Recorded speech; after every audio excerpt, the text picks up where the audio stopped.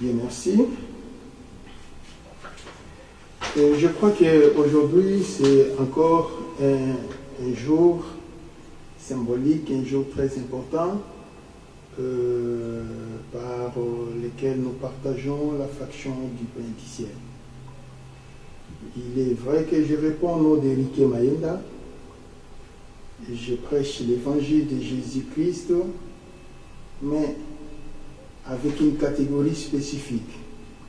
L'évangile que je prêche, c'est un évangile des gens qui veulent avoir le salut. L'évangile que je prêche, c'est un évangile des gens qui veulent voir Jésus. L'évangile que je prêche, c'est un évangile des gens qui ont besoin de connaître la volonté parfaite de Dieu, selon la Bible. L'évangile que je prêche, c'est l'évangile des gens qui sont des enfants de Dieu, que tu sois païen ou chrétien. Tu t'intéresseras à mon évangile, parce que je n'ai pas trop de fantasmes dans mon langage, et je n'ai pas un évangile de dorlotage, c'est-à-dire quoi, dorloter les gens pour que les gens te suivent en masse, et fonder la prédication sur les slogans et les blabla, et ça c'est pas Eriké Mayenda. Donc quand quelqu'un se connecte à moi, soyez prêts que tu vas recevoir quelque chose de nouvel. Il est impossible de donner l'oreille à Eriké Mayenda et à la fin tu diras que je n'ai rien reçu. Jamais. C'est impossible, à condition que tu ne sois pas le fils du royaume. Mais si tu es le fils du royaume de Dieu, tu finiras par me comprendre. C'est de cette manière-là que ça se passe. Aujourd'hui, je vais parler de ceci pour la deuxième fois. Je vais parler sur la doctrine et les points doctrinaux. C'est cela que je vais essayer d'expliquer encore aujourd'hui. Il y a une parenthèse que j'aimerais parler. Il y a des actualités qui se trouvent dans le monde, peut-être 3 ou peut-être 4. Mais ce qui est essentiel, c'est 2 actualités. Il y a la guerre en Ukraine. Il y a Poutine qui a attaqué l'Ukraine. En réalité, Poutine n'est pas un danger pour les chrétiens parce que Poutine, c'est un chrétien orthodoxe. Et maintenant, les Ukrainiens, une bonne partie, ce sont des chrétiens aussi, orthodoxes, liés à la coutume de l'URSS ainsi que de la Russie. Seulement qu'une personne qui raisonne bien ne peut pas encourager à un président de violer la souveraineté de notre pays. Ça, c'est une agression inadmissible. C'est par là qu'une personne comme Riké Maïnda, je ne peux pas soutenir Poutine dans la guerre de l'Ukraine. Un. De deux, il n'y a pas moyen de soutenir Poutine parce que les alliés de Poutine ne sont pas presque les chrétiens. L'élément numéro un, c'est la Chine. Là-bas, c'est l'hindouisme. Et le bouddhisme qui bat les records, ce sont des antichristes radicaux. Donc si c'est eux qui prenaient la domination du monde, carrément le christianisme est foulé au pied. C'est pourquoi je ne soutiens pas Poutine dans la guerre de l'Ukraine. C'est mon point de vue. Deux, nous avons aujourd'hui Gaza qui vient d'attaquer Israël. Ce qui m'a beaucoup étonné, il y a beaucoup de pays musulmans qui ont encouragé, qui ont dit félicitations aux Gazaouis, vous avez bien fait, ce que vous avez fait, on vous encourage, on vient vous soutenir. Ce n'est pas possible. Une telle agression est inadmissible. Absolument non. Même si ce n'était pas Israël. Moi, je ne pouvais pas encourager les hommes de Gaza de faire des telles bavures. Ce n'est pas normal. Absolument, ce n'est pas normal. Donc, avec la guerre qui se passe là, je soutiens Israël à 100% parce que c'est eux qui subissent l'agression. Maintenant, on connaît dans l'histoire que la réplique d'Israël a toujours été farouche. Mais quand ils ont attaqué, ils s'attendaient à quoi? Qu'Israël s'enfaiblisse? Je ne pense pas. Je ne pense pas. Vous voyez maintenant comment ça se passe. Et tout le monde commence à dire non, arrêtez, Israël doit arrêter de frapper. En attendant, il y a plus de 100, 150 otages qui est de l'autre côté, mini d'un général. Ce n'est pas normal. Tout ça, ce sont des choses qui arrivent. Le troisième fait qui est en train de bouleverser le monde, c'est la Mali. Nous connaissons qu'on vient de chasser les Français là-bas. Mais si les Français sortaient là-bas, ce n'est pas un problème. Là, c'est l'Afrique. Les Africains vont arranger les choses eux-mêmes. C'est seulement que la CEDEAO se lève pour dire que nous allons rétablir les présidents en place. C'est déjà passé. Vous voyez, on a déjà tourné la page. Pendant qu'on a tourné la page, la population soutient le nouveau président. Il ne faut plus chercher les antagonismes. Quant à moi, il ne faut plus chercher les antagonismes. Laissons les trains continuer de passer. Quand est-ce que la CEDEAO sera un organe abominable? Si cet organe sera appuyé par les Français, à ce moment-là, je ne suis pas d'accord. Moi, je n'encourage pas. Vous voyez, parce que si c'est les Français qui vont donner l'intoxication comme tous les jours, donner l'argent à la CEDEAO pour attaquer, pour renverser, ça, je ne suis pas d'accord. D'ailleurs, moi, je n'aime pas les francs CFA. Il faut que les francs CFA disparaissent d'Afrique. C'est comme ça que ça se passe. Voilà, en grosso modo, tout ce que je pourrais vous parler. Tout ça, ce sont des points de vue. Ce qui m'intéresse, c'est la guerre du Congo qui vient de faire maintenant plus de 25 ans avec plus de 12 millions de morts. La communauté internationale, la bouche fermée. Quand je parlerai de la communauté internationale, c'est 4 pays. La France, la Belgique, l'Angleterre et les États-Unis. Point barre. Si les gens meurent au Congo, c'est ces 4 pays qui sont les responsables. Et si la guerre prendra fin, c'est ces 4 pays qui seront aussi des responsables de la fin de la guerre au Congo. C'est de cette manière-là que ça se passe. Les Congolais, nous nous approchons des élections présidentielles. Quoique moi, il y a plus de 12 ans maintenant, 11 ans, je ne sais pas, depuis que j'ai quitté le pays, je n'y suis jamais retourné. Et vous allez passer aux élections présidentielles. Je sais que depuis que le Congo a été Congo, on n'a jamais fait les élections présidentielles. Tout ce qu'on a toujours fait sont des mascarades. Ce sont des trucages, ce sont des ceci, des élections qu'on a prénommé quelqu'un par l'Occident. C'est ça là qui se passe au Congo. Mais peut-être, regardons un peu avec Fatih, peut-être il réussira à organiser les élections sans tricherie, avec transparence. Peut-être que ça marchera encore mieux. L'opposition de la RDC, je crois que vous devez être des opposants avec un sens de la responsabilité. Quand on vous appelle, participez dans les institutions, vous vous refusez, vous retirez. Et maintenant, quand le train décolle, vous réclamez, oh non, non, non, non, non, nous avons besoin qu'il y ait un contrôle de ceci, de cela. Ce genre de politique nous fait fatiguer. Nous avons besoin que notre pays s'arrange. Nous voulons aller. avoir encore des politiciens qui nous font reculer en arrière, ce n'est pas bon. Maintenant, il y a un grand nombre de députés qui ne sont pas des partants. Pourquoi? Parce que les leaders avaient donné l'ordre. Il ne faut pas participer. Nous ne serons pas des participants dans cette élection. Ce sont des fautes graves. Et maintenant, c'est seulement un représentant de l'opposition qui va participer aux élections. Et tous ces députés ne seront pas là. Si toi, tu seras élu président, et maintenant tu seras élu président avec tous les députés qui seront des opposants, vous voyez comment ça se passe. Ça sont des fautes graves que les leaders congolais commettent. Il y a des choses beaucoup plus scandalisées. J'ai suivi un certain Nanga qui dit que voilà, Kabila et Tshisekedi avaient fait des deals. Et le même Nanga se prépare pour les élections présidentielles, entre guillemets. Mais ça, c'est du cacophonie. C'est vous qui avez bradé les élections. C'est vous qui avez tripoté les élections. Lié qu'il fallu ou pas, c'est vous avez tripoté. Aujourd'hui, vous dénoncez les faits. Qu'est-ce que nous allons faire avec ça? Quand vous allez dénoncer une personne comme Tshisekedi aujourd'hui, qu'ils ont signé des accords avec Kabila, qu'est-ce que nous, Congolais, on a à faire avec tout ça? Ça sont des charabia. Vous venez pour nous distraire. De telles personnes, ce sont des personnes qu'on doit mettre en prison. À cause de ces genres de révélations que vous-même vous venez de larguer, vous méritez d'aller en prison. Ce n'est pas normal. Vous voyez comment ça se passe. C'est quel genre de politiciens que nous avons comme ça au Congo? Ça, c'est grave. Et il a l'inspiration de postuler aux élections présidentielles. Qui va te voter? Parce que les Congolais sont des idiots. Ça n'a pas de sens. Vous voyez comment ça se passe.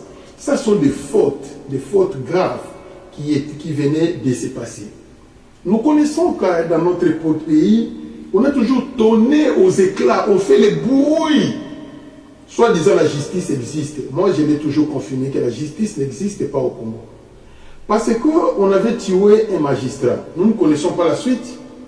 Jusqu'à aujourd'hui, les magistrats qui avaient été tués, les magistrats qui étaient là, qui dirigeaient le scénario de l'homme qui avait pillé l'argent de ces 5 chantiers, si c'est qui encore son nom. On ne connaît pas la suite de ces magistrats. Et aujourd'hui, Chéribin Okende a été basculé, assassiné à bout portant. Soi-disant, les enquêteurs étrangers sont venus. Où est la suite? C'est jusqu'aujourd'hui. Nous ne connaissons pas la suite. Qui a tué Chéribin Okende? Est-ce que c'est la présidence? Est-ce que c'est l'opposition? Est-ce que c'est le Rwanda? Est-ce que c'est... Jusqu'aujourd'hui, il y a des points d'interrogation. Nous ne connaissons pas vraiment la vérité de ce qui se passe. Chéribin Okende était une grande personnalité dans notre pays. Mais il disparaît comme ça au XXIe siècle, sans pourtant qu'il y ait un procès légal. Ce n'est pas propre. Ce sont des choses que nous contestons et nous détestons. Et quand cela est en train de se passer en République démocratique du Congo. Nous sommes à un pas des élections. Effectivement, à un pas des élections dans mon église, il y a une personne qui postule à l'élection présidentielle, à l'élection nationale. C'est le pasteur Ézéchiel Ndombele. Il a accepté de faire la politique. Lui, il va postuler. Je t'encourage, et tous les méjés chrétiens vont voter Ézéchiel Ndombele. Et quant à ce qui concerne la députation provinciale, il y a une seule personne qui nous assiste. Puisqu'il est présent dans toutes les églises de Matete. C'est justement Kajos. Nous avons notre député provincial Kajos. Nous connaissons que c'est lui que nous allons voter parce qu'il est présent. Si la Méjec a l'idée, il est présent. Il nous assiste en tout. Dis-moi un peu. Nous, on n'a pas besoin de lui demander l'argent. Donnez-nous. Non. Parce qu'il nous assiste, nous aussi, nous allons l'assister. Et c'est clair. C'est comme ça que ça se passe. Et je demanderai à tous les pasteurs de la communauté Méjec de fermer les portes à tous les autres députés qui ne passent pas pour passer leur communiqué. Nous avons déjà 2 députés, ça suffit. Nous avons Kajos pour la provinciale et nous avons Ézéchiel pour les élections nationales. À un pas des élections présidentielles, mais les Congolais se posent des questions. De l'autre côté, il y a Fayoulou. De l'autre côté, il y a les médecins. Et de l'autre côté, nous avons Étienne Tshisekedi. On ne comprend plus qui il faut voter, où il faut aller. Mon point de vue, je vais voter Tshisekedi ou Amulomba, ça m'engage. C'est lui que moi, je vais voter. Mais pourquoi? Parce qu'il est le premier président qui a posé les empreintes significatives depuis que je suis né. Je n'ai jamais vu un seul président qui a réussi de poser quelques empreintes en 4 ans. Je vous en prie. Même si on peut dire que tous les Balouba sont en train de piller, sont en train de voler, ce n'est pas un problème. Tout le monde est voleur en politique. Tout le monde est voleur. Mais au moins, lui réussit à poser les empreintes. En plus, nous avons eu des gouvernements sanguinaires au Congo qui tuaient à bout portant. Mais au moins avec lui, il n'y a pas trop de cachots inutiles, des tueries inutiles. Il n'y en a pas vraiment. Vraiment, il n'y en a pas. Et c'est très clair. Et en plus, c'est un chrétien. Je lui soutiens. Un chrétien qui a une certaine modestie, je lui soutiens à 100%. C'est de cette manière-là que ça se passe. C'est mon point de vue. Ça m'engage. Je vous en prie. Nous avons les tumultes qui a circulé justement dans les réseaux sociaux concernant le pasteur, comment il s'appelle encore, ce pasteur-là? Il y a un pasteur qui avait parlé de Kofi Olomide, il a parlé, de Papa Wemba, de King Kester, et il a été insulté d'une façon extraordinaire.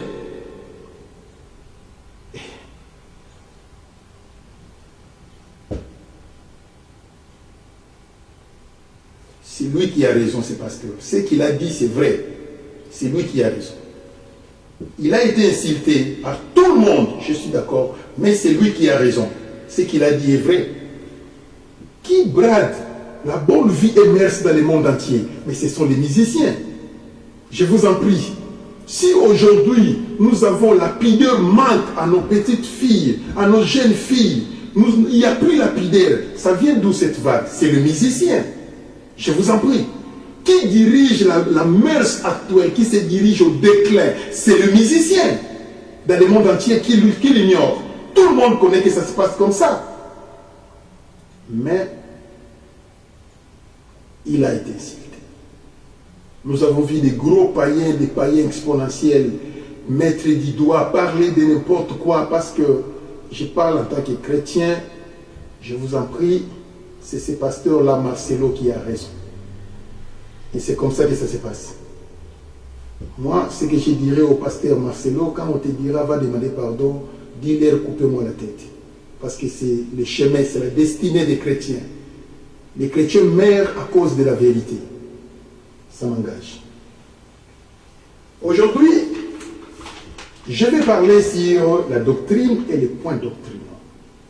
Vous savez, mes bien-aimés dans le Seigneur, il est difficile de prêcher la Bible correctement. Vous prêchez la Bible selon la pensée de l'Éternel sans avoir un bagage intellectuel. C'est difficile. Si vous avez un pasteur qui est analphabète, un pasteur qui est illettré, il a le don de Dieu, Dieu l'utilise, mais il n'expliquera pas la Bible normalement, c'est impossible. Si vous voulez expliquer la Bible normalement, il y a des choses, avant de les comprendre, il faut aller à l'école. Sans l'école, tu ne peux pas. Impossible, absolument impossible.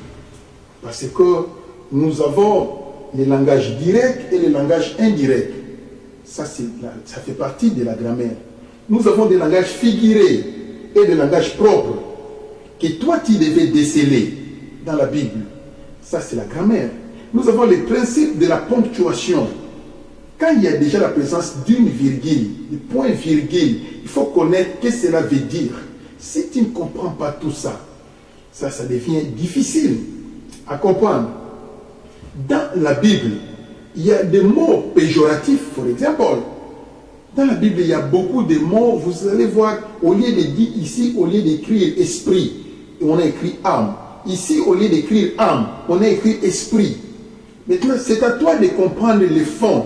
On ne peut pas interpréter cela d'une façon. Si tu es un homme de Dieu, tu interprètes la Bible seulement d'une façon herméneutique. Tu es un faux pasteur. Tu te limites à l'herméneutique. C'est dangereux. Allez loin.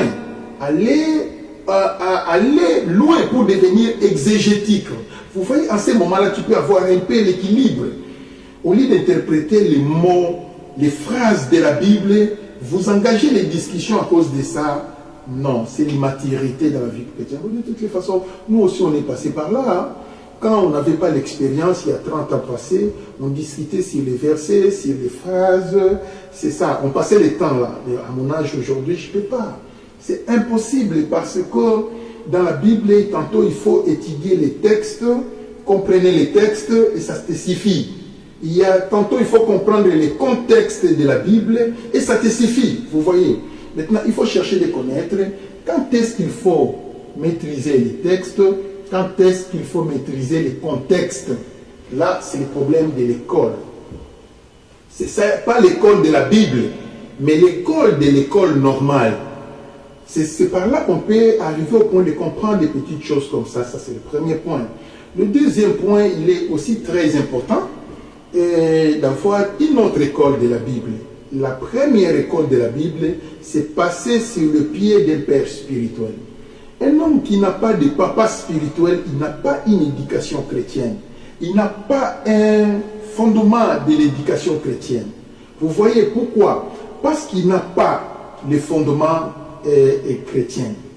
Vous voyez, il n'a pas les fondements d'un père spirituel. Il n'a pas quelqu'un qui est comme un modèle à suivre. Vous voyez, nos papas spirituels communiquent à nous la façon de parler, la façon de se comporter, la façon de raisonner, la façon de faire. Ça, c'est l'héritage que nous recevons auprès de nos pères spirituels. Mais par contre, ce qui se passe aujourd'hui, il y a beaucoup de serviteurs de Dieu, Melchisedec, des monstres qui sont sortis. Il n'a pas de père spirituel. Il tutoie n'importe qui voit à la télévision. Il suffit qu'il trouve l'argent. Je vais visiter cet homme de Dieu. Quand il va aller là-bas, il prie pour lui. C'est lui mon père spirituel. Vous voyez de tels hommes de Dieu. Ce sont des hommes qui ont les cerveaux crévassés. Ils ne comprennent pas le principe de la Bible. Ton père spirituel peut être fou. C'est lui ton papa. Il faut les témoigner. Et ton papa, cela ne veut pas dire que parce qu'il est devenu fou, il n'est plus ton papa. Non. Votre génétique est là-bas. C'est lui ton père. C'est comme ça que ça se passe. Ça, c'est la première, la deuxième école, pour avoir la maîtrise de la Bible. La troisième école, maintenant, c'est la théologie. Et effectivement, il est très gai de faire aussi l'étude de la théologie. C'est vraiment important. Ça nous enlève beaucoup d'écailles. Ça nous enlève beaucoup de confusion et ça nous aide d'aller en avant.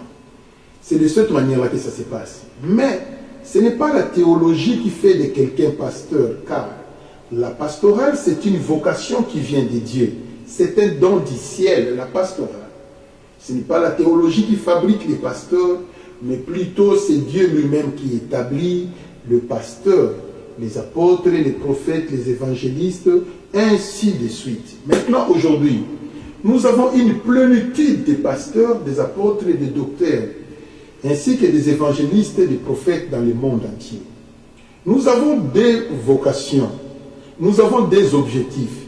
Il y a des hommes de Dieu qui se servent de la Bible pour gagner de l'argent. Et il y a des hommes de Dieu qui se servent de la Bible pour gagner les âmes.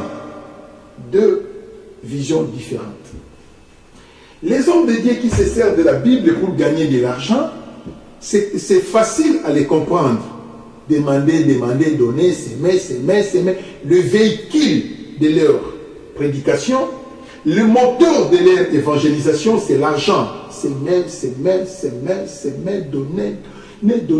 Avec des thèmes impressionnants. Vous voyez comment ça se passe? Ils viennent, ils vous apportent des thèmes impressionnants. Et les gens acclament.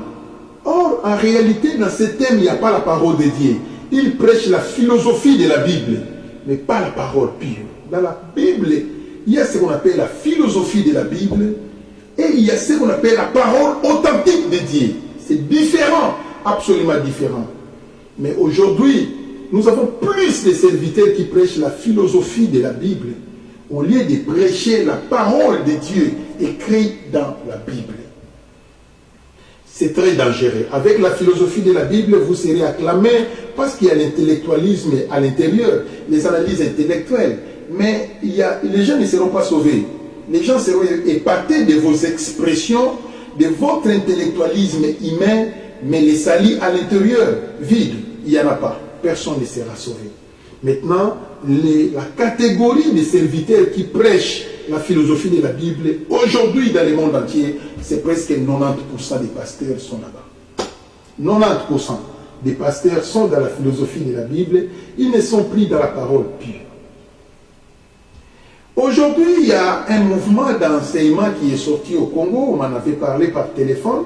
On dit qu'il y a un mouvement de la parole qui est au Congo, les gens commencent à prêcher la grâce, que voilà, quand vous recevez Jésus, c'est fini, vous êtes sauvés. Personne ne peut encore vous condamner. Vous pouvez faire tout. Vous êtes déjà sauvés parce que Jésus est en vous. Waouh! Ce sont des genres de prédications qui avaient suscité des débats à notre époque, mais il y a 30 ans passés. Ce sont des philosophies que nous avons déjà enterrées parce que c'est déjà fini. Ça m'a stupéfait de voir le monstre est revenu à la vie après 30 ans. Il y a des gens qui soulèvent ça, que voilà, tu as reçu Jésus, tu peux commettre l'impudicité, Jésus est déjà en toi, tu peux faire les péchés, Jésus est déjà en toi parce que c'est la grâce. Donc tout le monde ira au ciel avec cet évangile. Vous voyez, c'est une façon de séduire les gens. Vous voyez les gens qui prêchent de telles choses. Dans la plupart des cas, suivez ces pasteurs, ils prêchaient bien, mais après ils ont changé. Mais pourquoi ils ont changé? Ce sont les loges qui font ça. Quand il s'est fait membre des loges, des Illuminati, il a mangé l'argent de ces gens-là. C'est ces gens-là qui vont lui imposer la façon de prêcher. Parce que vous avez mangé leur argent, ils vous imposent. Vous allez prêcher ça et vous n'allez pas prêcher ça. Et c'est fini, vous êtes victime. Vous avez eu 3 millions de dollars en compte. 3 millions de dollars qui sont passés dans votre compte. Vous vous êtes permis d'acheter des véhicules ainsi que des immeubles avec ça. Et après, tu es esclave de ces gens-là. Tu ne peux plus les laisser parce que c'est trop tard. J'encourage aux hommes de Dieu. N'allez pas vers les gens qui apportent les chapeaux des juifs. Il y a des gens, moi je peux apporter ça, non? C'est la tradition chrétienne qui peut mettre les chapeaux. Mais les gens qui sont en contact avec les Kabbalah, il ne faut pas aller. Il ne faut pas vouloir apporter les écharpes des juifs. N'allez pas là-bas, c'est un mauvais chemin. Car il y a deux tendances. Il y a la tendance kabbalistique et une tendance qui est normale. Mais moi, j'aimerais de ne pas aller là-bas. Je ne peux pas envoyer les gens d'aller là-bas. Retirez-vous de ces genres de personnes. Moi, ils m'ont consulté plusieurs fois. J'ai dit non, je ne peux pas emboîter les pas. Jésus n'est pas en Israël. Jamais. C'est les Juifs qui ont besoin de nous pour connaître Jésus. Ce n'est pas à nous d'aller en Israël pour qu'ils nous apprennent Jésus. Qu'est-ce que vous allez m'apprendre? Les tombeaux de Jésus, les tombeaux de Jean-Baptiste. Qu'est-ce que je vais faire avec ça? Qu'est-ce que je vais faire avec ça? Ici, c'est Bethléem. Jésus était né ici. Vous m'apprenez les ressources archéologiques. Qu'est-ce que je vais faire avec l'archéologie juive? Non, fini. Zéro. Vous voyez? Mais avec les complexes d'infériorité, les gens se retrouvent enrôlés dans ce genre de mouvement. Je vais aller en Israël. En Israël, il n'y a rien. Il y a même les gens qui rapportent l'eau bénite des Jourdains. Ils puisent l'eau des Jourdains qui ont plein de microbes. Ils amènent ici, voici l'eau des Jourdains. Et les gens en achètent. Non. Non. Ça, c'est les chimères, c'est la fausseté, c'est l'égarement. C'est l'égarement. Pour faire les services d'onction d'huile, ce n'est pas toujours l'huile d'olive. On fait l'huile d'olive par motif de la tradition, mais non. L'huile d'olive n'est pas plus que le mafuta mbila que nous utilisons dans notre pays. L'huile d'olive n'est pas plus que l'huile de palme. En nutriment, parlons-nous de vérité. L'huile d'olive n'est pas égale à l'huile de palme. Vous voyez comment ça se passe? Mais il y a des hommes qui sont bornés par faute des études, faute de l'intelligence. Et ce sont des gens qui sont drainés au gré des vagues. La doctrine. Nous devons d'abord chercher de définir la doctrine, c'est quoi? Qu'est-ce qu'est la doctrine? Je viens avec ma définition qui peut vous aider de comprendre la doctrine. La doctrine est une charte constitutionnelle élaborée par la société, soit élaborée par les gens pour la bonne marche de l'entreprise ou d'un groupe de gens. C'est ça la doctrine. Quand on parlera de la doctrine, on voit directement des chartes. Quand on parlera des chartes, donc c'est-à-dire l'ensemble des chartes fait la doctrine. Maintenant, la constitution. L'ensemble des constitutions produit la charte. Maintenant, la Constitution, l'ensemble des règlements, des ordonnances, des principes, des préceptes, c'est ça qui fait la Constitution. Vous voyez comment ça se passe? Donc l'ensemble des lois, des commandements, des règlements, des préceptes, c'est l'ensemble de tout cela, c'est cela qui fait la Constitution. L'ensemble des constitutions, c'est cela qui fait des chartes. L'ensemble des chartes, c'est cela qui fait justement la doctrine. Vous voyez comment ça se passe? Donc quand on parlera de la doctrine, entre guillemets, on voit les règlements, on voit les commandements, on voit les lois, on voit les préceptes, on voit... Quand on parle de la doctrine, c'est ce qu'il faut voir d'office. C'est pour cela, quand on nous parlera sur la doctrine de Moïse, qu'entendez-vous par la doctrine de Moïse? Est-ce que la doctrine de Moïse, c'est l'eau qui sortait sur les rochers? Non, la doctrine de Moïse. Est-ce que c'est le pain du ciel qui descendait, le pain qui descendait du ciel, la manne? Non, c'est pas ça la doctrine de Moïse. Quand on parlera de la doctrine de Moïse, on voit tous les commandements que Dieu avait donné à Moïse sur la montagne de Sinaï, classifiés en décalogue. Vous voyez comment ça se passe? Les taux étaient classifiés par groupe de 10, 10, 10. Il y avait plusieurs 10, 10, 10, 10, 10, 10. 10 commandements, 10 règlements, 10 principes, 10 préceptes, 10 ceci, 10 ceci, 10. Il y en avait beaucoup. Vous voyez comment ça se passe? C'est de cette manière-là. Donc quand on parlera de Moïse, on voit les commandements de Moïse. Maintenant, quand on parlera sur la doctrine de Jésus, alors la doctrine de Jésus c'est quoi? On voit les commandements de Jésus, qui est fondé sur un seul, l'amour de Dieu et l'amour du prochain. Et c'est fini. Lui a fait la symbiose de ce qu'on appelle la doctrine. Il les a classifiés en deux.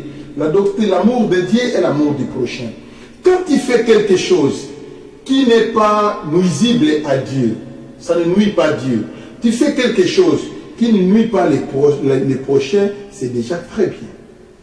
C'est déjà bien, vous marchez déjà bien. Mais attention, ce n'est pas tout ce que nous faisons qui ne nuit pas au prochain et qui est normal devant Dieu.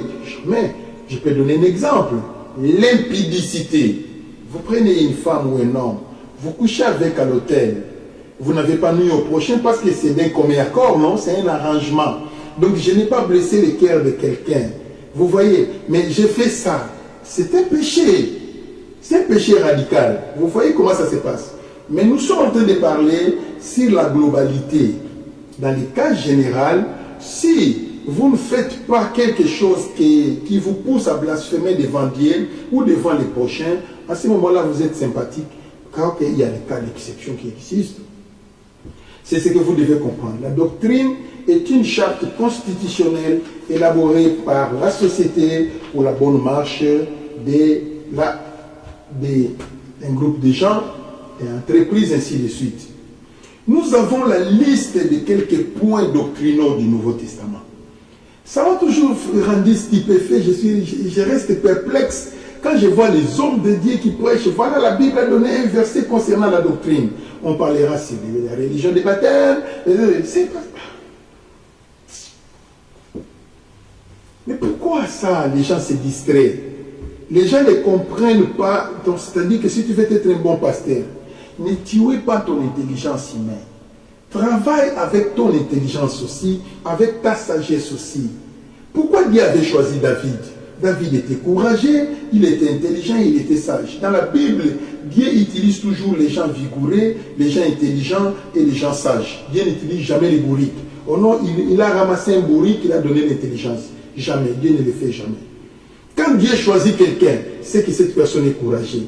Cette personne est intelligente de nature. Il est sage de nature. Dieu utilise les gens comme ça. Vous voyez comment ça se passe. Et regardez tous les prophètes, les choix de tous les rois. Vous allez voir que c'est comme ça les choix de Dieu. C'est comme ça qu'il est. Il choisit toujours les meilleurs. Maintenant, retournons dans la doctrine de Jésus. Nous avons quand même quelques points à étudier. Parmi tous les points les 9 points doctrinaux que je vais épingler. Ce pourquoi il y a moko, vous avez la capacité à comment on embêter. Possibilité est allée. Article 1, nous avons les pères, la doctrine du Père. Quand quelqu'un ne croit pas au mot Père céleste, Lui dit que moi je ne crois pas au Père Céleste, je crois seulement à Dieu seulement. Dieu Céleste, je ne crois pas au Père Céleste. Tu as un mauvais départ. Tu fauches déjà dans les principes doctrinaux des chrétiens. Tu dois croire au Père.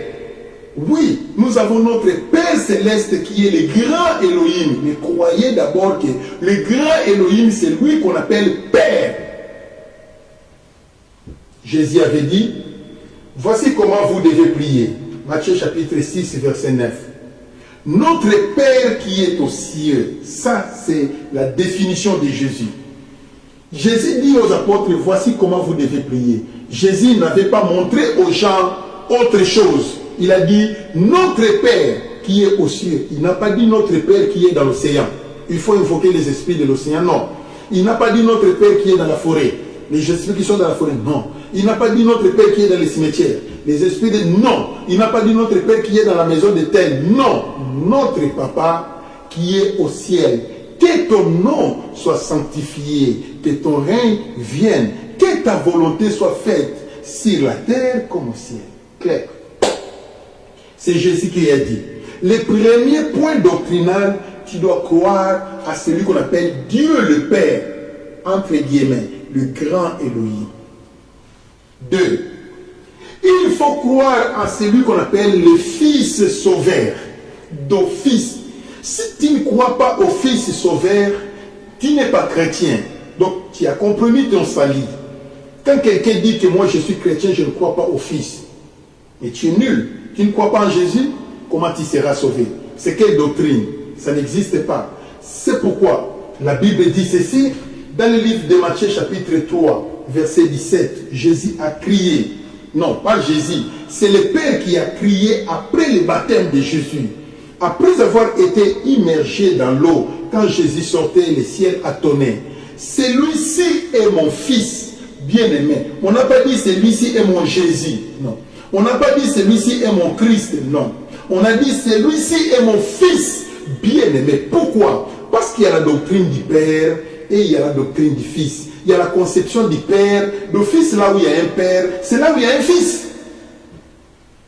C'est de cette manière-là que ça se passe. Vous voyez, il ne faut pas aller dans la philosophie pour chercher, mais quand il y a un Père, il y a un Fils, c'est qu'il y a une mère, tu seras égaré. Ça, on appelle ça des expressions.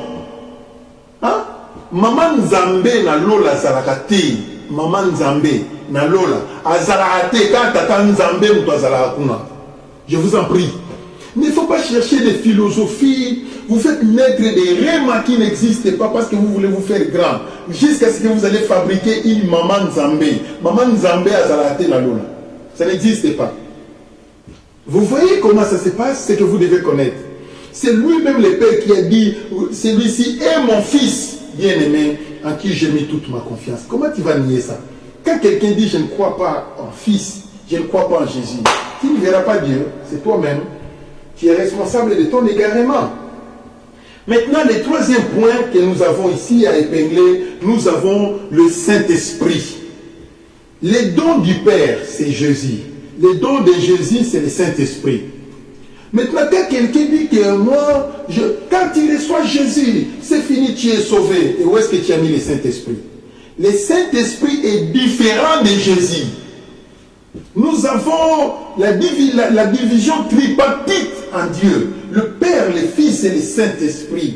Quoique quand nous étions des bébés spirituels, on nous a dit que c'est un triangle équilatéral. Non, ce n'est pas le triangle équilatéral. Parce que le Père est plus grand que le Fils est plus grand que le Saint-Esprit. C'est comme ça que ça se passe. On parlera du triangle isocèle. Ils sont différents. Vous voyez, maintenant là où il y a l'hypothalamus, là où il y a l'hypoténuse, c'est la partie la plus longue. C'est là où il y a le Père. Maintenant, là où il y a l'opposite, c'est là où il y a le Saint-Esprit. Mais la partie adjacente, c'est là où on voit Jésus. C'est comme ça que ça se passe. Je vous en prie. Mais quand on nous a appris dans les affermissements, on nous a dit, on nous a présenté le triangle isocèle. C'est isocèle, bien. Les triangles isocèles, les trois côtés égaux, triangle équilatéral, l'externe qui est isocèle, je crois. Merci. Trois côtés. Ça, ce n'est pas comme ça que ça se passe. Voilà, en grosso modo, tout ce que je peux vous parler. C'est ce qui concerne le Saint-Esprit pour que vous puissiez comprendre la dangerosité de ces messieurs qu'on appelle Saint-Esprit. Tibouana, je vous en prie. Jésus a dit, vous péchez contre les fils de l'homme. Moi, Jésus, votre sauveur, les péchés pardonnés. Mais ne jouez pas avec un messie qu'on appelle le Saint-Esprit. Vous péchez contre lui, les péchés restent impardonnés. C'est lui qui est le catalyseur du salut, Saint-Esprit. Jésus n'est pas ici sur la terre. Jésus n'habite pas dans ce monde. Jésus est au ciel, à la droite de la majesté. Mais qui est avec nous? C'est le Saint-Esprit. Rappelez-vous de la mission abrahamique. Il avait donné la mission au serviteur. Va chercher la femme pour mon fils Isaac.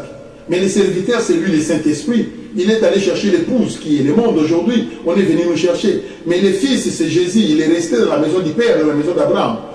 Ouvrez-moi vos esprits et comprenez ce que je vous enseigne. Vous voyez comment ça se passe. Romains chapitre 8. Romains chapitre 8, dans le verset 11. Le verset le plus dangereux. On y a autant de versets, on peut comprendre Yango. Avant moi, le Saint-Esprit va ça la jeter. Écoutez ce que le Saint-Esprit dit. Si l'esprit de celui qui a ressuscité Christ d'entre les morts habite en vous. Ah bon? Donc Jésus n'était pas qui est ressuscité pour ça qui est sounaïe. Mais qui est sounaïe, le Fils de Dieu n'a assez qu'on a ndenge na ye, assez quoi te. Ce qui n'a qui est sounaïe, il n'a tika dans le tombeau. Vous voyez comment ça se passe? Donc, ce n'est pas un ange qui a ressuscité Christ. On a des Gabriel, Michael. Avec mes épées, je vais aller tuer Lucifer et Jésus sera ressuscité. Ça, ce n'est pas la compétence de Michael. C'est la compétence du Saint-Esprit. La Bible dit, si le Saint-Esprit de celui qui a ressuscité Christ d'entre les morts habite en vous, Jésus était ressuscité par la puissance du Saint-Esprit. Mais qu'est-ce que les anges ont fait?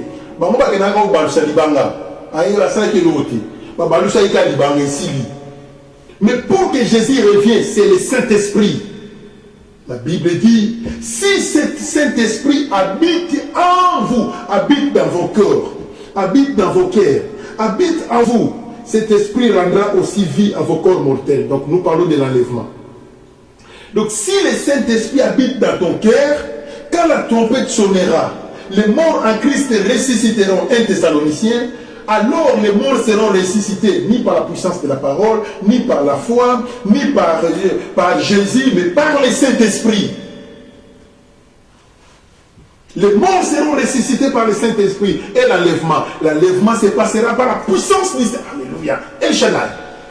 Quand Élie était monté, est-ce que c'est la parole qui a fait enlever Élie?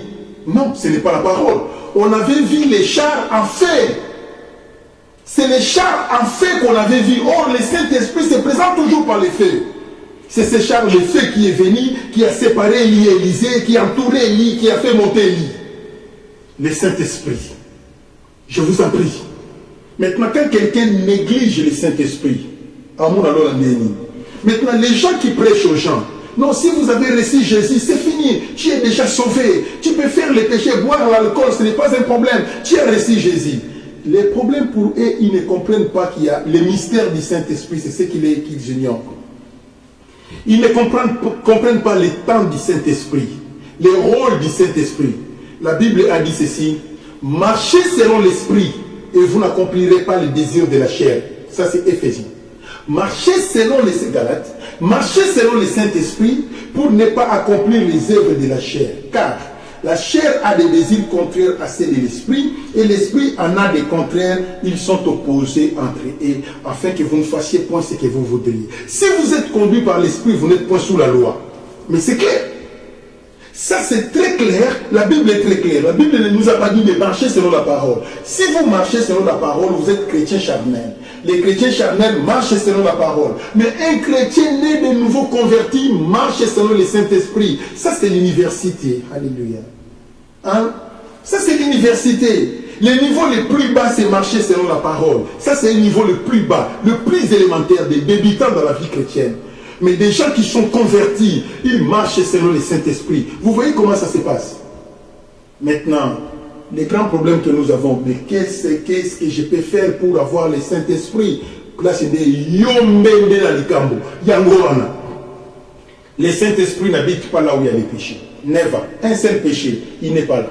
Problème à Saint-Esprit, mais avec la parole, tu peux avoir la parole avec les péchés, c'est pas grave.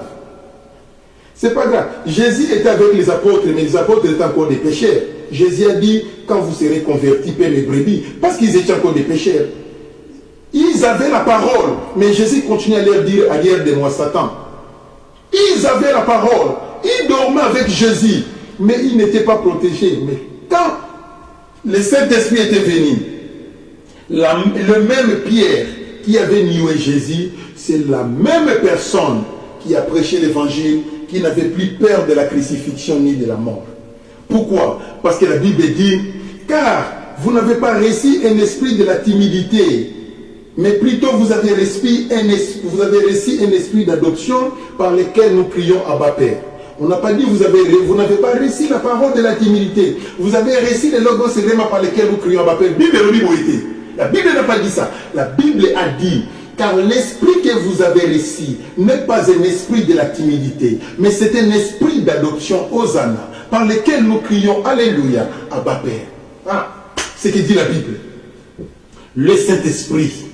Je ne parle pas, les gens confondent toujours la plénitude du Saint-Esprit, l'onction du Saint-Esprit, les dons du Saint-Esprit. Ça, c'est rien, ça. Ça, c'est rien. Je ne parle pas de ça. Je parle d'un individu, d'un monsieur qu'on appelle Saint-Esprit. C'est lui que je parle. Ça passera, mais le Saint-Esprit ne passera pas. Les dons passeront. Le ministère passeront, mais le Saint-Esprit ne passera pas. Si un homme de Dieu ne sait pas différencier le Saint-Esprit et les éléments du Saint-Esprit, tu es nul. Retourner à l'école de la foi. Retourner à l'école de ton père spirituel. Soit te retourner à la théologie, peut-être on peut t'aider. C'est par là où il y a des cacophonie dans la Bible. Vous sentez un homme de Dieu qui est en train de prêcher, il fait le méli-mélo de tout, il mélange le tout, il ne différencie pas, et tout le monde criote Amen. Pendant que ce sont des bobards qu'on est en train de prêcher, des cacophonies qu'on est en train de prêcher. Ça fait tantôt mal dans les cœurs. J'ai parlé sur le Saint-Esprit. Le point suivant, le quatrième point, parmi les points doctrinaux, nous avons l'enlèvement de l'Église.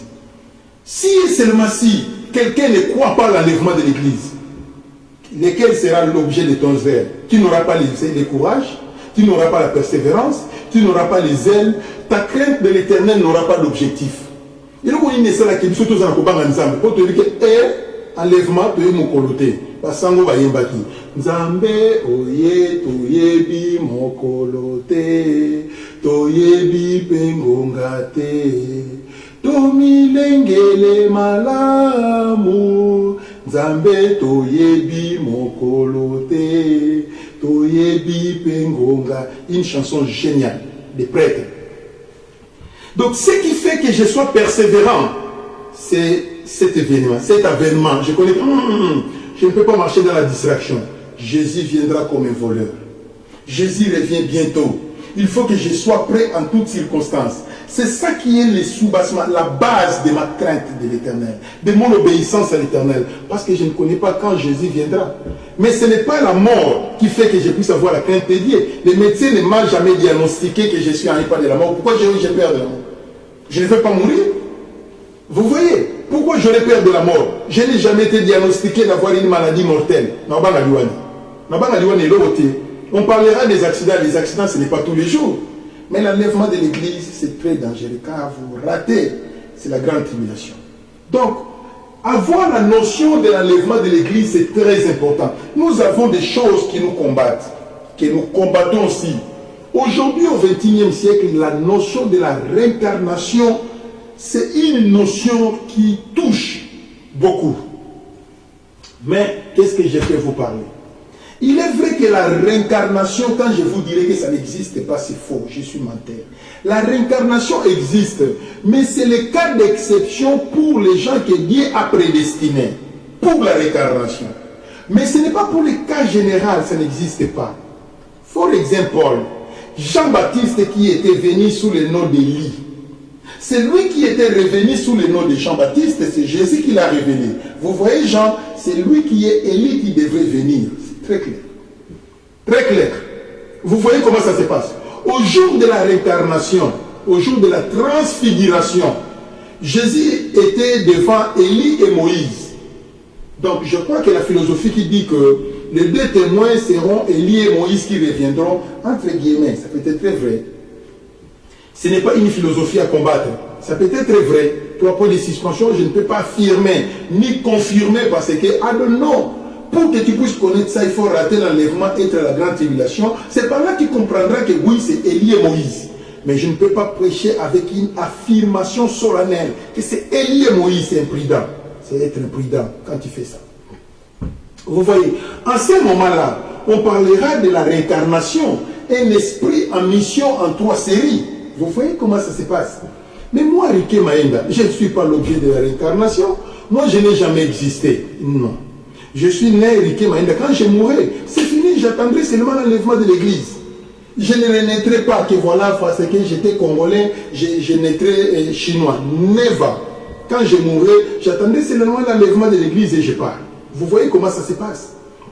C'est comme ça. Il y a des enfants qui témoignent. Les enfants qui témoignent, j'ai été né. Quand vous allez lire des choses, vous allez regarder YouTube, c'est horrible de voir de tels témoignages. Mais vous allez me poser la question, pasteur Riké, ça c'est quoi? Oui, ce qui anime les enfants, c'est l'esprit de la réincarnation. C'est les démons de la réincarnation, attention. Il y a une différence entre l'esprit humain de la réincarnation et les démons de la réincarnation. Deux choses différentes. L'esprit humain de la réincarnation, c'est mandaté par Dieu. C'est prédestiné. Mais les démons de la réincarnation, comment ça a été? Les démons étaient à moi. Qui sont entrés à moi.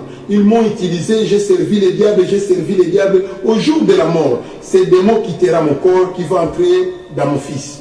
Ou bien un membre de la famille, ou bien quelque part là. Ces démons-là, comme il avait la connotation Riké Maïnda, maintenant quand il entrera là-bas, il dira que je m'appelle Riké Maïnda, j'ai fait un accident, je suis mort. C'était comme ça. Il va faire des charabia, des narrations pour distraire les gens. C'est pourquoi la Bible dit attention. Le voleur ne vient que pour dérober, égorger, détruire. Le diable ne vient que pour distraire les gens. Donc c'est une forme de la distraction que le diable amène aux gens sur la terre. Pour que les gens ne croient pas. Quand les gens croiront à l'incarnation, c'est fini. À la réincarnation, c'est fini. La doctrine chrétienne est tombée. Oh non, c'est quelque chose de la compréhension. La réincarnation, c'est le cas d'exception des gens que Dieu mandate dans le monde. Mais dans le cas général, le royaume des cieux appartient aux violents. Faites ta violence pour voir Jésus. C'est clair. Je crois que je me suis fait comprendre là-dessus. Hein? Maintenant, le problème qui se passe sur ce qui est de la réincarnation aussi, il y a des gens, il y a une autre vague d'enseignements qui sont venus. Les enseignements qui sont venus, voilà, quand l'homme meurt, il meurt comme un animal. C'est fini. On ne peut pas parler de la survie après. Bon, le même problème, les mêmes scientifiques qui nous ont dit que voilà, la survie n'existe pas après la mort, mais Bill Gates est en train de faire les recherches pour que d'ici 20 ans, qu'on puisse avoir la capacité de communiquer avec nos arrière-parents, grands-parents, qui sont morts depuis longtemps. Donc moi j'aurai la capacité avec des appareils de causer avec Malata qui est décédé. Et je vais écouter la voix de Malata, ma mère qui est décédée. Ce sont des recherches scientifiques qui sont en cours. Ils ont publié ça. Dans 20 ans, ça sera peut-être là. Vous voyez comment ça se passe. Maintenant, dans bientôt, là, selon les études scientifiques, Bill Gates et les autres hommes scientifiques, dans bientôt, ils vont fabriquer des pistes qu'on va graver dans les cerveaux. Donc, si moi j'en ai, toi tu en as, je peux causer avec toi par pensée. Donc, je suis ici, j'appelle Nelly, viens. Nelly va écouter que le pasteur m'a appelé. Mais je lui ai appelé dans la pensée. Il va venir parce que moi j'ai la piste, lui aussi a la piste. Donc, quand la Bible dira que voilà 666 arrive, et qu'on là là-bas disait les belés à Rosaganati. Regardez-moi de telles choses. Quand on va te graver de telles choses dans le cerveau, au Rosalana perd ta mémoire, on ne parlera pas d'oubli en toi parce que ça va tonifier ton cerveau. Dans bientôt, ça va vite, ça sera vulgarisé. Dans très bientôt, ça va se passer comme ça. Vous voyez, mes bien-aimés dans les seigneurs, la science est en train d'évoluer, il faut être très sage. Mais une seule chose que je peux te dire, l'homme ne meurt pas comme un animal. Sokolingo Yebango, c'est 1 Thessaloniciens chapitre 5 dans le verset 23. 1 Thessaloniciens chapitre 5, ça je vais lire, hein. En tout cas, au fond de la on a cité dans le verset 1 Thessaloniciens 5, 23, la Bible dit ceci. La Bible a différencié. J'aime ça. Bouyoka. 1 Thessaloniciens 5, 23. Que le Dieu de paix vous sanctifie lui-même tout entier et que tout votre esprit, âme, et corps soit conservé irrépréhensible lors de l'avènement de notre Seigneur Jésus-Christ.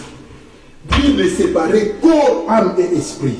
Maintenant, qu'est-ce qui part au tombeau? Mais c'est les corps. On a discuté. Ce qu'on dépose dans les cimetières, c'est les corps. Mais où part l'âme? L'âme s'évapore comme l'âme de l'animal. Tant que vous soso âme na yeke nawa. Soso zana âme, ntaba zana âme, ngombe zana âme, nyoka zana âme. Tant que vous maka bango, ba âme na bango ba kinara. Tant que vous liaka bango, ba âme na bango ba kinara.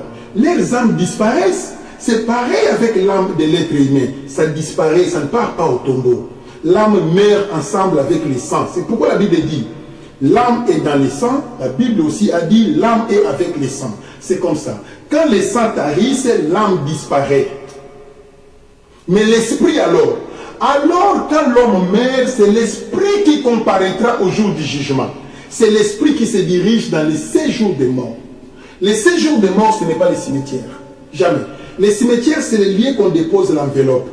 Mais les séjours des morts, c'est là où les esprits humains se dirigent. Donc quand l'homme meurt, l'homme se sépare avec son corps. Le corps sera jeté, le corps sera enveloppe. Maintenant, cet esprit qui sort, c'est cet esprit qui a existé avant la fondation du monde. Vous voyez comment ça se passe?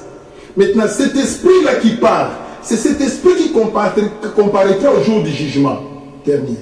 Cet esprit partira là-bas. C'est comme ça que ça se passe. Voilà, en grosso modo. De tout ce que je peux vous expliquer, c'est que vous devez comprendre. Quand l'homme ne comprend pas la tripartite de l'homme, corps, âme et esprit, tu ne comprendras jamais. Tu ne sauras pas combattre la réincarnation. Tu ne sauras pas combattre les enseignements qui diront que quand l'homme meurt, il meurt comme un animal. C'est fini. La résurrection des morts, c'est une affaire des chrétiens, c'est faux. Non, tu ne réussiras pas de combattre ce genre de chimères. Il faut avoir la maîtrise de ceci. Merci. Je cours encore avec la montre. J'ai parlé de l'enlèvement de l'Église qui fait partie des points doctrinaux. Nous allons parler de la grande tribulation. Et effectivement, dans le monde entier, il n'y a aucune religion qui parle de la grande tribulation. Dans le bouddhisme, ça n'existe pas. Dans l'hindouisme, ça n'existe pas. Dans toutes les religions, ça n'existe pas. Seuls les chrétiens qui ont parlé de la grande tribulation et qui ont collé la grande tribulation et les 666. Donc sans la grande tribulation, 666 ne peut pas exister. C'est comme ça. Quand un chrétien dirait que je ne crois pas à la grande tribulation, tu compromets les salis. Carrément, tu compromets les salis. Voyez, donc ceux qui nous parlent de bongo, il va comme toi, comme on les a livre d'éviter, à garé. Comment quelqu'un peut nier ça? C'est absolument impossible. La grande tribulation est là. La Bible dit ceci. Hein? Il faut que c'est un Thessaloniciens quelque part. Je vais dire comment c'est là.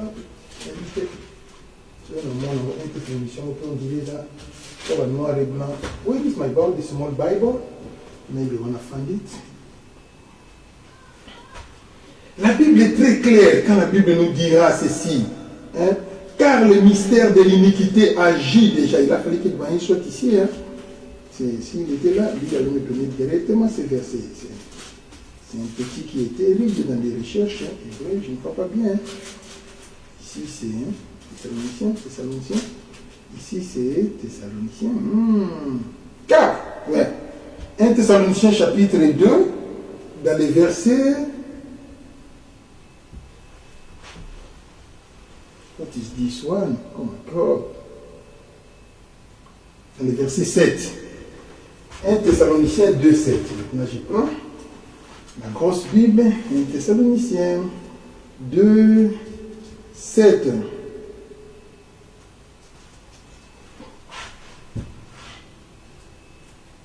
2 Thessaloniciens, 2 Thessaloniciens chapitre 2, dans les versets 7.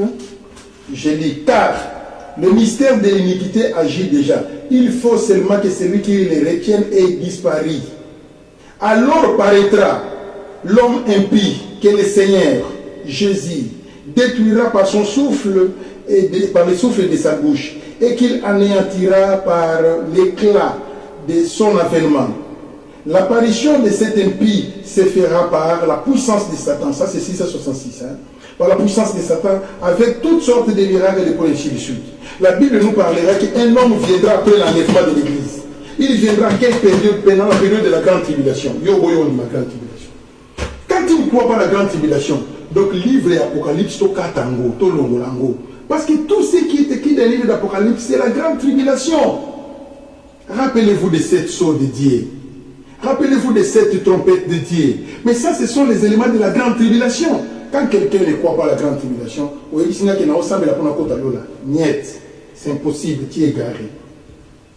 Après la grande tribulation, parmi les points doctrinaux qu'une personne, qu'un chrétien ne peut pas oublier, nous avons les milléniums. Les milléniums, absolument. Quand quelqu'un dit que moi je ne crois pas au millénium, ce sont des utopies des chrétiens, mais ça, c'est quoi encore ça? Non! C'est impossible. Le millénium existe, le 1000 ans de paix, depuis les livres d'Ésaïe. Jusqu'à Apocalypse, on a parlé de millénium. Ça viendra, Jésus habitera sur la montagne de Sion. Vous voyez, et à cette période, Satan sera arrêté. Et la sorcellerie sera arrêtée, tous les démons. Le monde n'aura pas de péché. Nous aurons un monde meilleur plus que le jardin d'Éden. Parce qu'Adam et Ève avaient été créés en présence de Lucifer. Satan était déjà jeté sur la terre. Quand on créait Adam et Ève, Satan regardait quelque part. Mais pendant les milléniums, Satan ne sera pas là. Les démons ne seront pas là. Les sorciers, la sorcellerie ne sera pas là. Ils seront liés pour 1000 ans. Regardez-moi la paix dans le monde. La Bible dit, les lions mangeront les herbes. Il y aura plus de crocodiles carnivores et de crocodiles herbivores. Tous seront des herbivores. Il y aura plus de carnivores, de pumas, de jaguars, de panthères, de tigres, de ceci, ils ne seront plus là, ils vont manger les feuilles vertes. L'anaconde ne mangera plus les rongères. Chacun aura l'authenticité de sa vie. C'est comme ça. La Bible dit, celui qui mourra à l'âge de 100 ans sera jeune. Hein? Les gens vivront longtemps à cette période-là. Parce que Lucifer ne sera pas là. Mais tu me poseras la question, pasteur, mais pourquoi la mort sera là? Parce que la mort ne vient pas de Satan. C'est Dieu qui a créé la mort. Hein? C'est Dieu qui a institué la loi de la mort. Ça ne vient pas de Satan. C'est comme ça que ça se passe. Voilà tout ce que je peux vous expliquer. Je bénis l'Éternel, car il nous aime beaucoup, que Dieu soit loué. Alors, je vais parler sur le jugement dernier.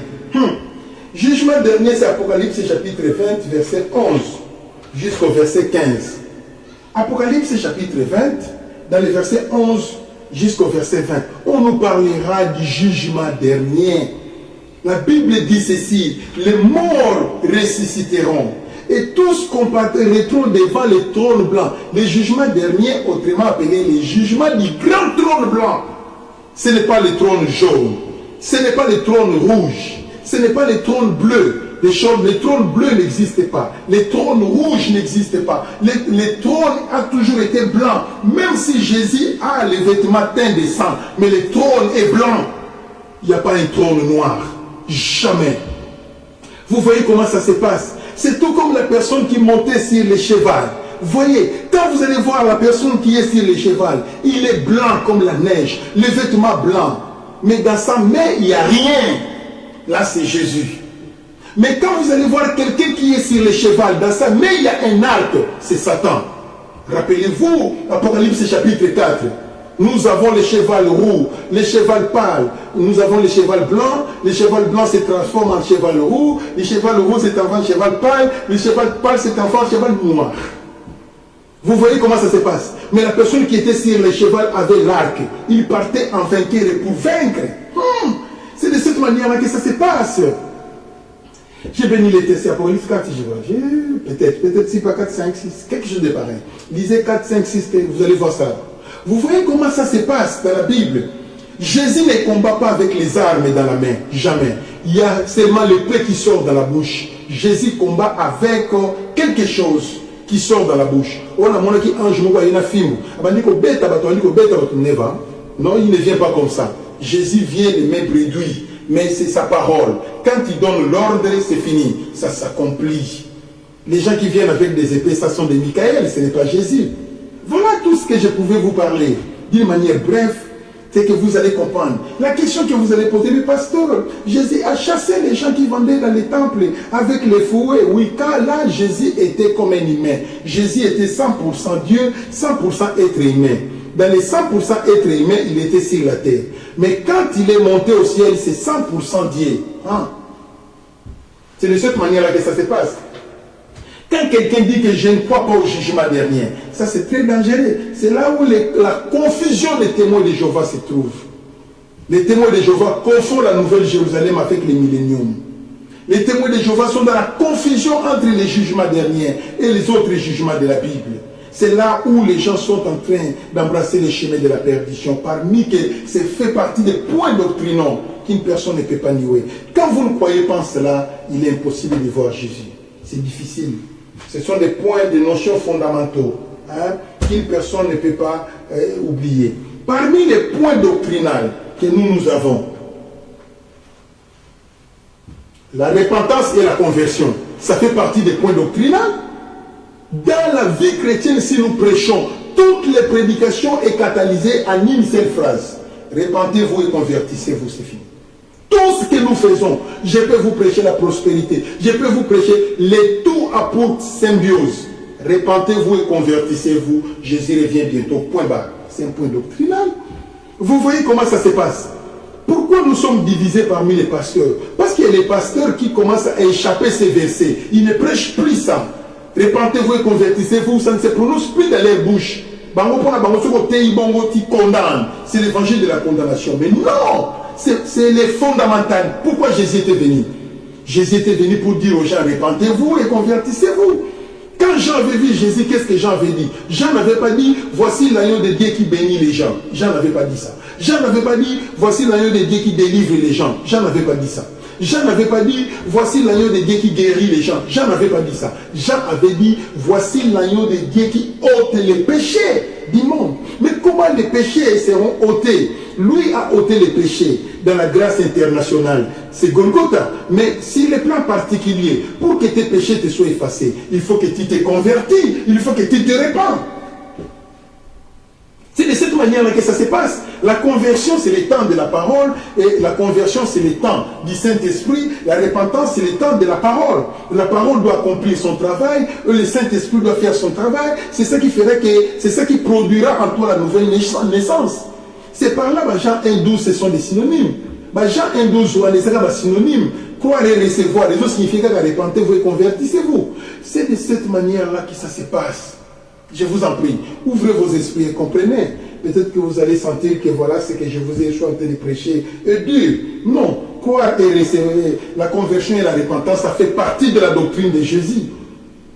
Ça fait partie de la doctrine de Jésus. Quand quelqu'un se détourne de ça, tu es égaré. Tu n'es plus dans la mission de Jésus-Christ. C'est comme ça que ça se passe.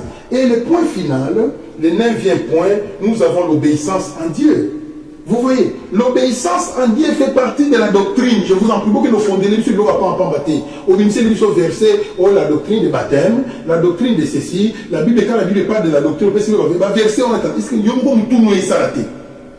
Comprenez d'abord la définition de la doctrine.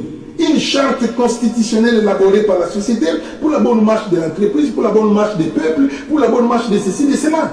Quand on voit la doctrine, on voit la charte. Quand on voit la charte, on voit la constitution. Quand on voit la constitution, on voit les règlements. On voit les lois, les ordonnances et les préceptes. Les principes. Vous voyez comment ça se passe. Mibeko. Quand on dit doctrine, on a Mibeko. C'est comme ça que ça se passe. Et Jésus a dit, je ne suis pas venu pour abolir la loi et les prophètes. Je suis venu pour l'accomplir.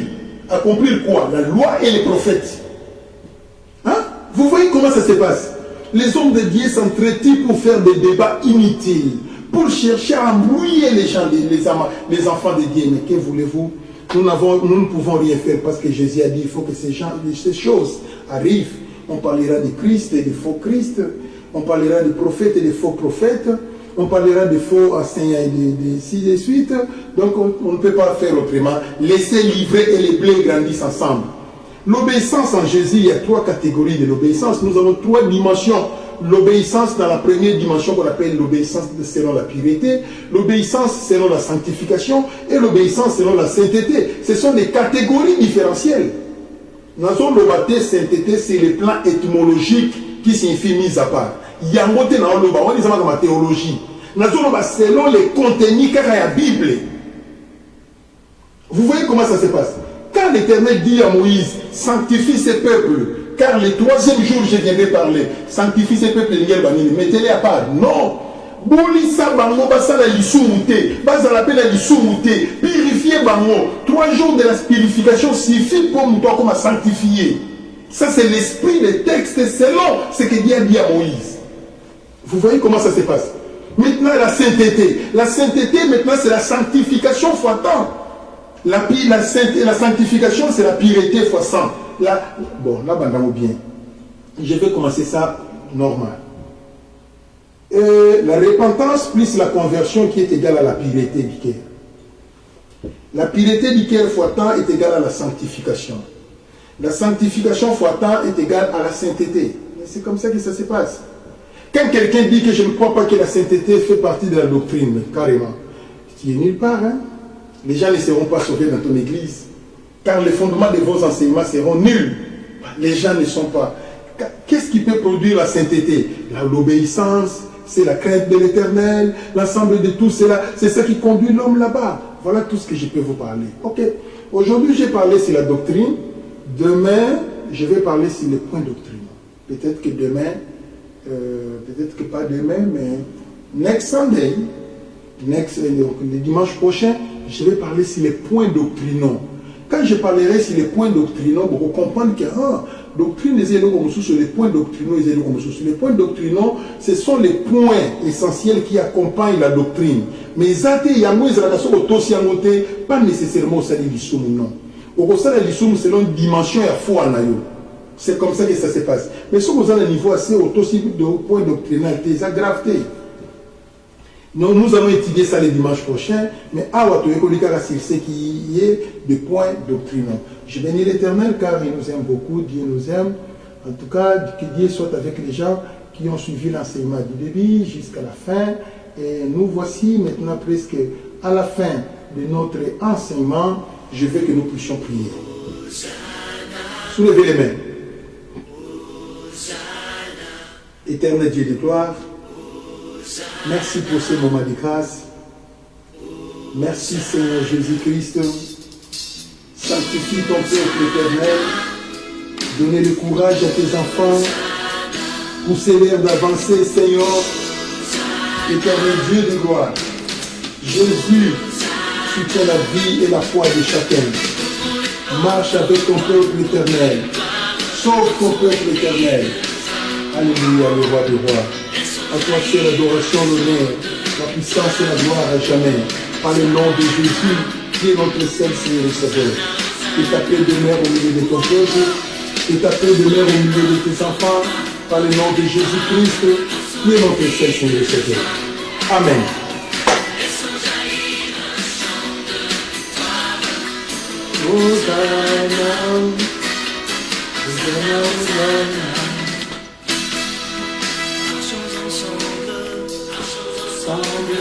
L'ennemi tremble, L'ennemi tremble, Dieu est avec nous, chantons, le Seigneur sur le portes au roi, au Dieu de grâce, entre les filles de joie. Laissons jaillir un chant de victoire, Hosanna, Hosanna, Hosanna.